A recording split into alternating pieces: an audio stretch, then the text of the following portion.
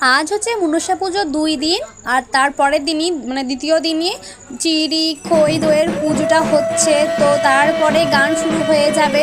আজ মানে কি বলতো, 1 সপ্তাহের ভিডিও আমি আজকে দিচ্ছি, কিছু করার নাই। তো আমিও সকাল সকাল চান ঠান করে চলে এসেছি, তারপরে গান শুরু হয়ে যাবে। ঠাকুরমশাই এখন পুজো করছে, তারপরে আমাদের বাড়িতে ভিত পুজোও দিবে।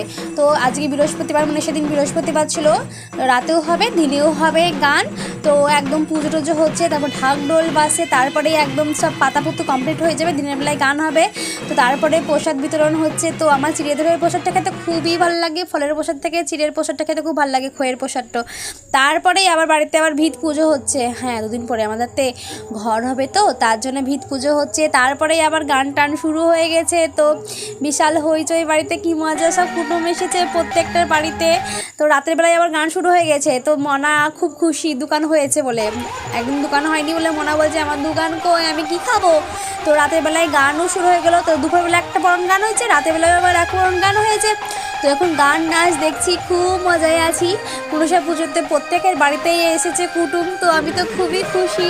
গোটা পাড়া আলোকিত হয়ে যায়। আমাদের দুর্গা পুজোর থেকে মনসা পুজোতে বেশি আনন্দ হয়, কারণ পাড়ায় হয় তো, আর 7 দিন ধরেই প্রোগ্রাম হয়। তো এবার 4 দিন মতন প্রোগ্রাম হয়েছিল, তো বেশ ভালোই লেগেছে। তোমাদের কার কার ওখানে ভালো ভালো প্রোগ্রাম হয় আমাকে কিন্তু বলবে, আর ভালো লাগলে ভিডিও একটা সাবস্ক্রাইব